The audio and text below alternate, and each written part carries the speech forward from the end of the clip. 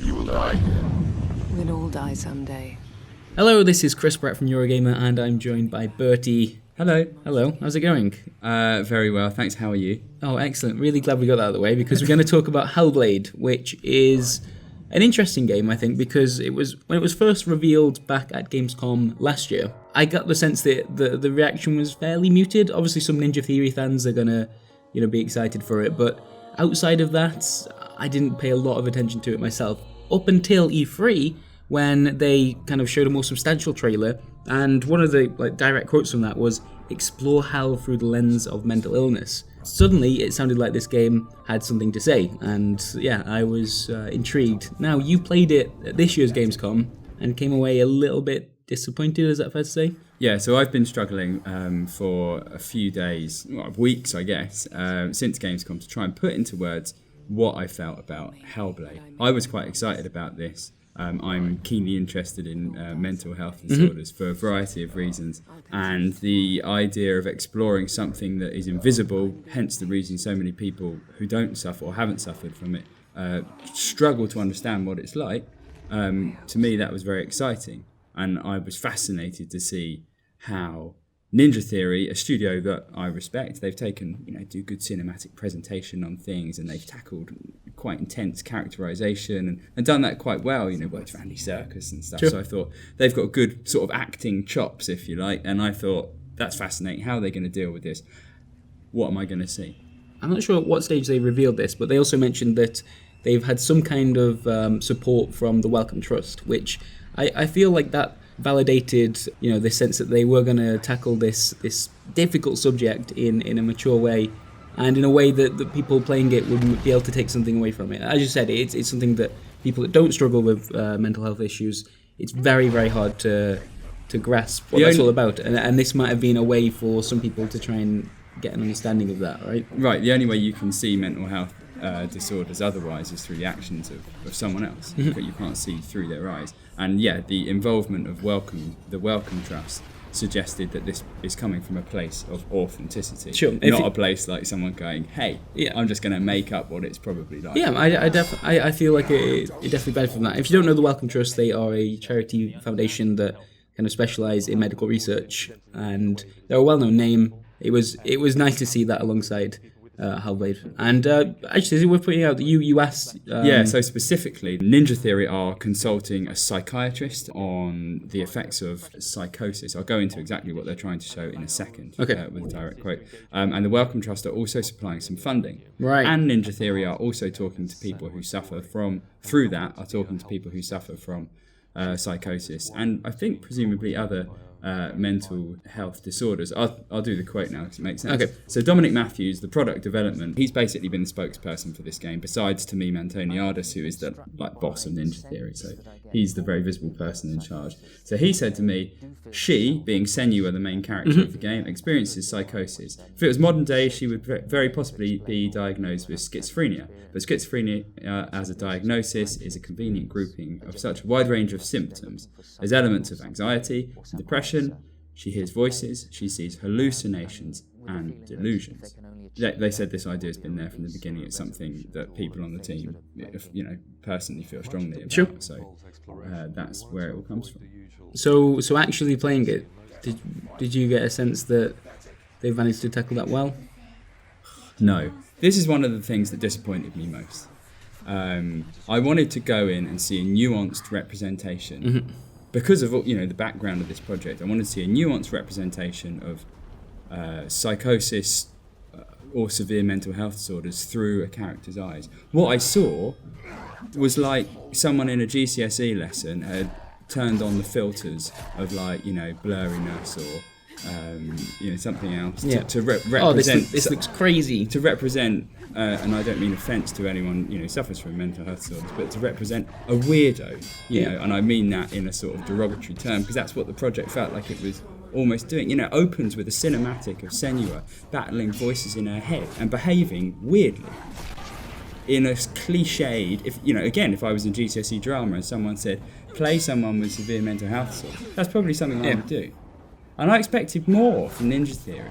I don't think they need to spell it out like that. To be more subtle. There were a few hints that they were approaching it. Like at one point they showed how as you walk through the environment, because of your perspective, you might see certain shapes or faces or images in the environment you're walking through. And I quite like that idea. I think because that's something the player can stumble on. Whereas, so specifically, there's something called an insight mode. Okay. And your pad rumbles when you get near an area where you can have insight. So insight mode is a bit like detective vision in Batman, in Witcher.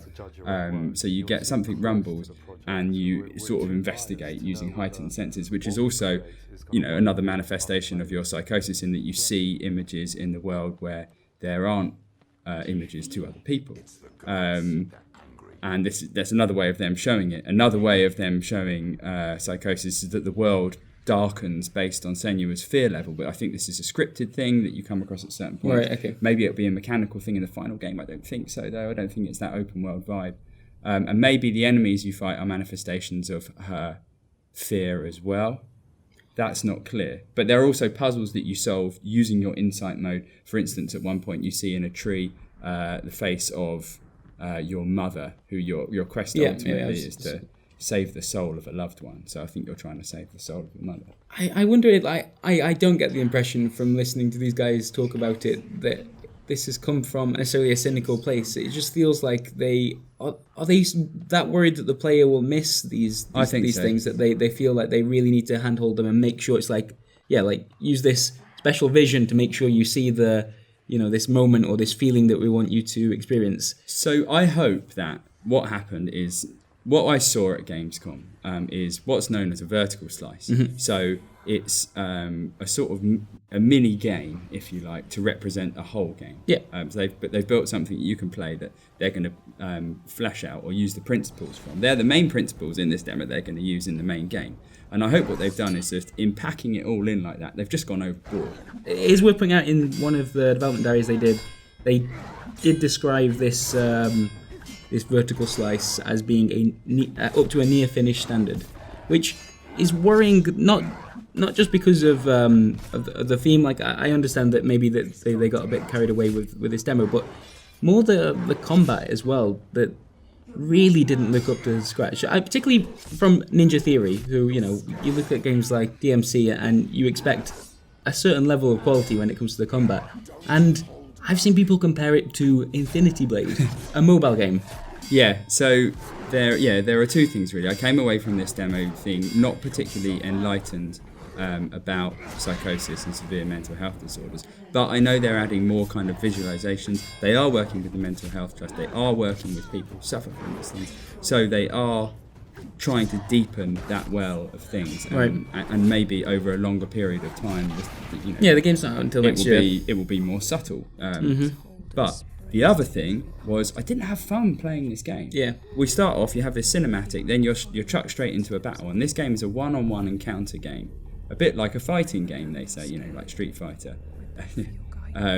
More closely like Infinity Blade. But it's not as fun as Infinity Blade. It looks like you're kind of you're locked into combat with a single opponent, at least in this demo, and in terms of what your options are as a player, it looked like it was all I remember hit, doing parry, was, and dodge. Yeah, I remember just hit and dodge. I've been playing The Witcher recently. Yeah. And I don't think I was hit once. Maybe I was hit once or something. The enemies are very telegraphed. Their hits. I knew where they were coming. I was dodge, hit. I don't necessarily think that because of the topic they're talking about, this game doesn't necessarily have to strive to be fun. But with the combat in particular, I don't know what the combat was trying to say. So you're fighting against these really kind of menacing looking opponents, and as you suggested, that maybe they are representing something in Senua's mind. They're supposed to be scary, right? They're supposed to be these terrifying opponents, maybe her own fears, and yet watching that gameplay it's boring. It's not scary because although these characters, these gruesome looking characters with these huge broadswords, kind of take big swings at you, you get hit and you can carry on. Like in this gameplay that we've got here, that's not scary. It completely ruined my perception of what that character was, because how can you be scared of something that is taking these big swings at you, blood spraying everywhere, and yet nothing really happens? Yeah, quite. I mean, look at Souls combat, where you are terrified in the combat because you can be punished so quickly and so severely for messing up. I did think maybe perhaps it was going to be more like that. Then again, talking to Dominic Matthews as well, this is a very core combat system that we're seeing, and Ninja Theory has made good combat systems. Yeah, particularly I just don't Devil think May this is Cry. one of them. And this will be expanded, and he talked about people exploring it in the same way they'll explore a fighting game system. Suggesting that it's going to have a sort of nuance of, Street Fighter. If this is a near finished standard, I don't see but that. But that was a bad example of the combat because it was dull. Let's end this actually by talking about Ninja Theory. So the whole time throughout this, we've said this is a Ninja Theory game, so we expect a certain level, right? This game is not only they developing it, but they're publishing it, so they have, you'd imagine, a great deal of control of exactly what they want this game to be. But it isn't the entirety of Ninja Theory. In fact, it's just Not 15 at people, all. right? Yeah, so Ninja Theory is a studio with 115 people. Yep. This project is 15 people. Mm-hmm. So the rest of Ninja Theory, they've been working for a few years, a chunk of them, on Disney Infinity. They contribute to that to pay the bills because publishers weren't picking up their pitches, basically. Sure. And another chunk of Ninja Theory, I'm not sure exactly how it's split, but they're working on, quote, something else. Right. So I don't know what that is, probably another pitch for a publisher. But this game is small but not cheap. That's the message they want to get across. They want it to exhibit the kind of production values that you come to expect of the studio. And looking at the footage that you'll be seeing in this video, you'll see that it's very up close, over the shoulder. The world's well realised. There's no charm or colour to it yet, and I hope there is. But again, they've made beautiful worlds like Enslaved, so let's give them the benefit of the doubt. But it's going to be short. Dominic Matthews all he said was it's going to be a lot shorter than a 12-hour game, which is like a typical, action, story-led action game length. When he says that to me, I'm thinking getting the message like 2 or 3 hours, maybe 3 or 4 hours, an evening's worth of entertainment. Okay. But this is the sort of thing we've had from other independent studios like The Vanishing of Ethan Carter, The Astronauts in Poland. Life is Strange is not independent because Square Enix is publishing, but it feels like it's along those lines. And those games are doing that independent thing more poignantly and to a higher standard. And I got the feeling from Ninja Theory that they thought they were showing something that was really going to bowl me over. And actually me and I've seen some other people and talked to some other people left feeling quite disappointed. And they want to be open, and they did show this game early because they want to be open with development. But they've got a long way to go before this is fun or illuminating. Sure. My problem with it is that I've come in with these two big expectations. One, it's Ninja Theory. Two, they've got something that says exploring hell through the lens of mental illness. I expect a game with either interesting gameplay or an interesting thing to say, or hopefully both. And it has neither at the moment, I don't think. Maybe not they to can't. the standard that I've seen. Maybe it can't have both. Maybe they're diametrically opposed ideals, action game and poignant commentary on something. Well, right now, it's not matching either of those expectations, and that is very worrying for this game. Yes, but, Ninja Theory, they're not a studio that's come out of nowhere. They do know what they're doing. So I'm willing to give them the benefit of the doubt, but it does need to improve. Okay, cool. Well, thank you for that, Bertie. Thank you. そしてもう一つ大事なことがある。こんな話全部してしまうとなんか夢がないような気もする。いいですか？一旦します。このクリボーグンバが出てくるんですけど、これ実は最初いなかったんですよ。最初からクッパが出てきて、でクッパを踏んで甲羅にして蹴るっていうゲームなんですけど、いきなり初めての人が甲羅を踏んで蹴るってすごい難しい。